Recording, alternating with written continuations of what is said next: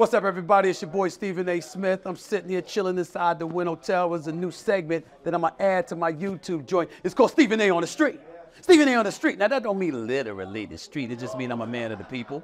And I want to talk to everybody. And I got a couple of people that I want to talk to here. They're going to ask me a question, and I'm going to make sure I ask them a question. It might be about the Super Bowl. It might be about something else, depending on whatever's on my mind. What is your name, ma'am? Aretha. Aretha. And what is your name? Mark. Marcus. Aretha and Marcus. That's mama. Yes. And that's son. Now, you know there's only one Aretha, right? I mean, there's two now. I mean, when we talk about Aretha Franklin, the queen of soul, you know, is that why you got your name? Exactly. You got your name because of Aretha Franklin. Yes. See, that's why mama smooth. Mama smooth right there, bro. Mama smooth right there. Okay, now they say you want to ask me a question, okay? I want to ask you a question first. Go ahead. There's a lot that goes up, that goes into living up with the name Aretha. Exactly. Can you sing? Yes. Oh, wait, answer that. No, you didn't answer. Listen. What you need, you know what I got it. All you listen to is getting it. Damn. I got to give you a high five on that. Mama could throw down. Mama could throw down. Okay. All right. That ain't nothing right. That's what I'm saying. You can't have a name Aretha and can't sing. You can't do that. You know you can't do that. All right. You got me there. Okay. Now. I heard y'all got a question for me. What's that question going to be? Okay. Go ahead. Do you think Brock Purdy will live up to Joe Montana and Steve Young legacy? I don't know, bro. Well, see, Steve Young, though I love him, he was really good. Nobody was Joe Montana. 4 Super Bowls, 4-0 in Super Bowls, a 127 passer rating, 11 touchdowns, 0 interceptions. I mean, my God, this brother in the Super Bowl was all world. You got to be really special to pull that off if you Brock Purdy. Kansas City's defense is underrated because they're young. Right. But they got some young thoroughbreds on the defensive side of the ball. I don't know if I can see Purdy doing that. But here's the trick. He don't have to do much if Christian McCaffrey get loose. So it'd be one thing you got to throw back to pass, you know what I'm saying, and you throwing the ball downfield vertically. It's another thing if you could just dip it off to CMC, and he's taking it to the house. That is possible. And if Kansas City can't offset that, then Purdy gonna look good from throwing screen passes. And that's my concern. Thank y'all so much. Did I drop the signs? Did I get? You want me to sign money? Not keep money? No, I ain't keep that. I ain't keep that. I'm putting that on the wall.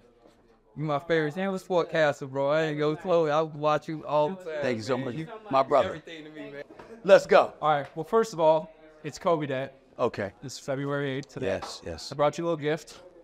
Kobe Bryant, Mama Skin jersey. Happy Kobe Day.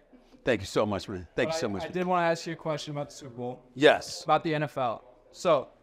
Now this is new. This is new. This is a new jersey. You didn't wear it 3 times. No. And smell it. All right, you didn't wear it 3 times and just threw it in the washer. All right? Okay. Okay, because I'm just checking. No. All right, well, go ahead, man. Go ahead. So, who is the best tight end in the NFL right now? And why is it George Kittle?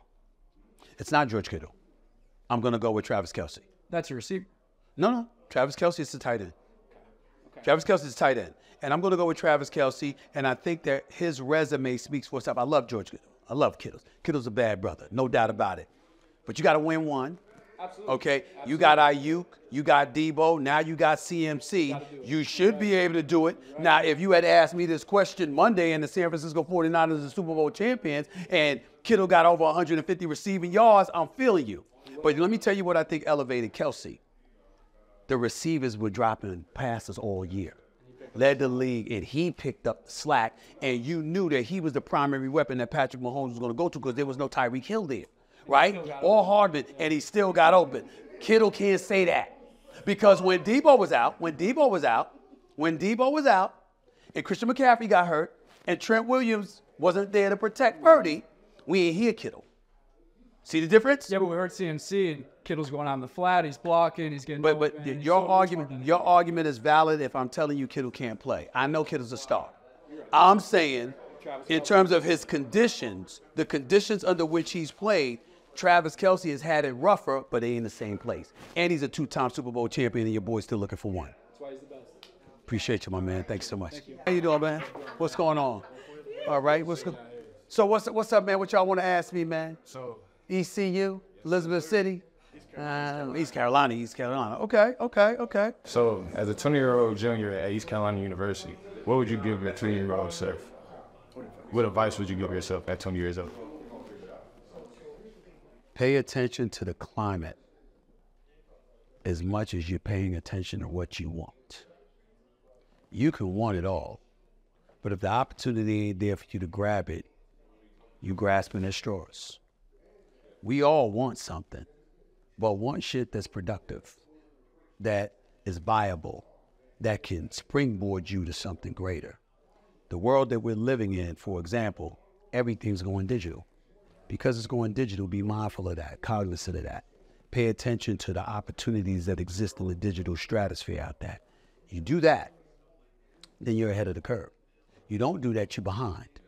You got to pay attention to what's happening around you. It can't be this notion you can be whatever you want to be, wherever you want to be, however you want to be. That's a lie. Because sometimes the opportunities are not out there for you to do exactly what you want to do. Or even if you wanted to do it and it's out there for you, it's not necessarily profitable. I might want to be a newspaper journalist, but if it's paying me $50,000 and now the price of milk has come up to $7 a gallon, and of course the living for an apartment, you know, if you want to get a really nice apartment, let alone a house, it says that you got to make about $200,000 a year because of inflation and stuff like that. Well, where that $50,000 gonna get you? You got to make sure that you put yourself in a position where the quality of life that you want for yourself is what you're monitoring, and whatever can push you closest to that, learn to want that. Because I can assure you, if no matter how happy you are doing something, if it doesn't elevate your quality of life, or worse, it puts you in a position where you have no shot at capturing the quality of life you aspire to have, then you're going to ultimately get tired of doing that anyway because of the hardships it brings you in every other category. And that's what you have to make sure of. All right? Go ahead. I'm 22. I've never seen my Cowboys in the Super Bowl. And you won't. So what do we have to do to get back to playing on Super Bowl Sunday? I personally think that you should have fired Mike McCarthy and hired Bill Belichick. If you had done that, I think that would have gotten you far. I also think you get to a point where we're going to have to take a look at Dak Prescott, because Dak Prescott gets like this when the bright lights come on. And that's the reality of the situation. So what Dak's saying? I think he's out. Well, okay. Good luck with that. You have any evidence to that? What's going on, man?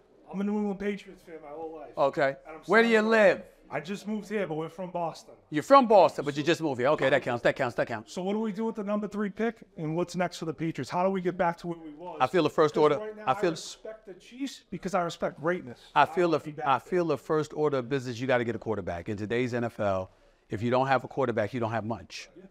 It's just that simple. So much stock is placed in them. You got to be able to do it, and if you can't do it, you're not going to go anywhere.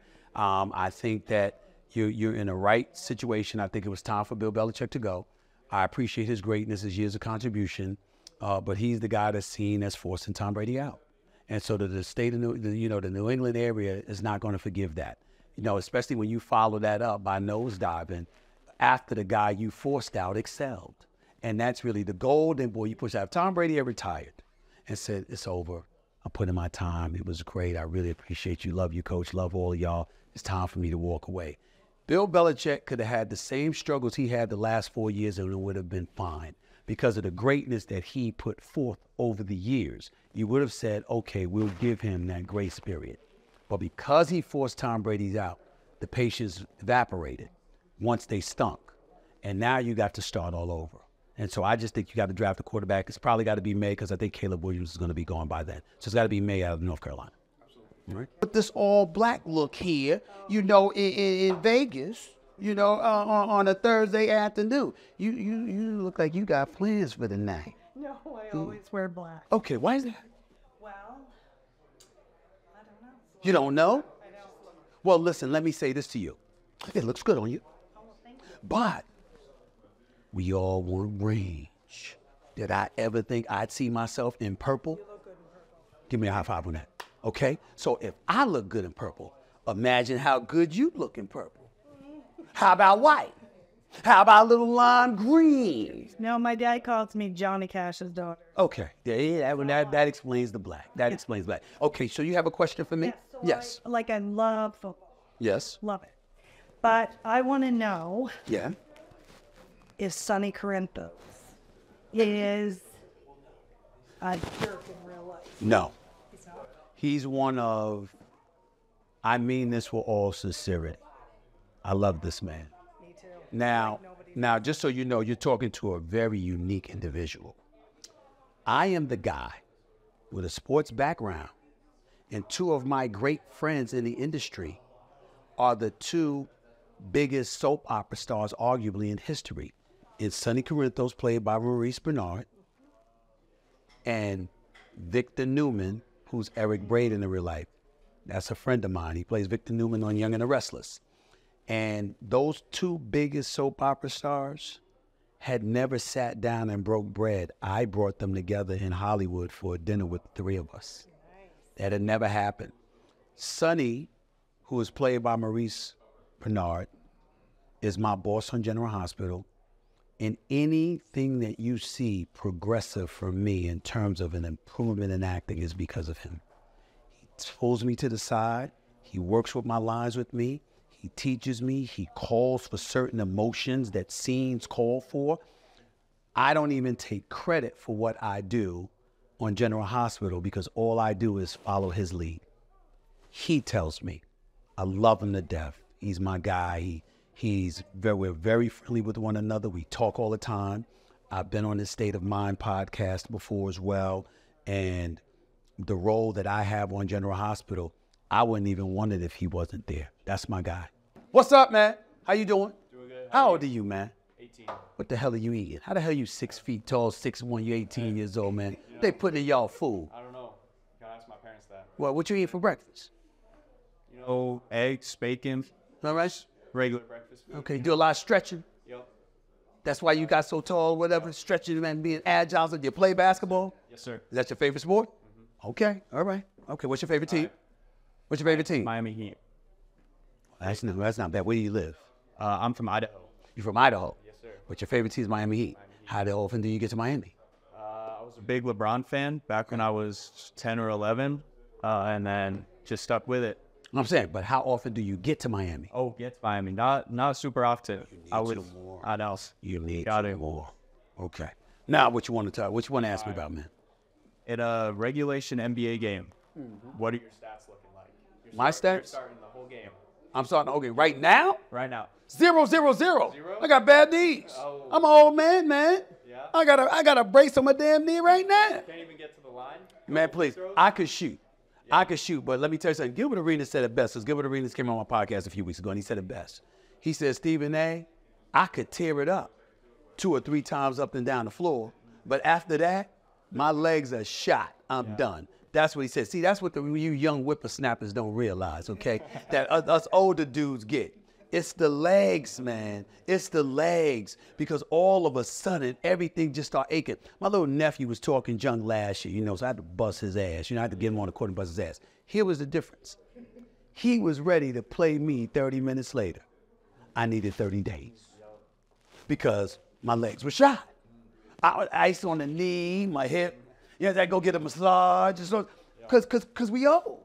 You understand what I'm saying? You get older, father time kicks in, and as a result, those joints mess with you. So take care of your health at a young age so when it diminishes as you get older, you're still in good shape. Appreciate you, buddy.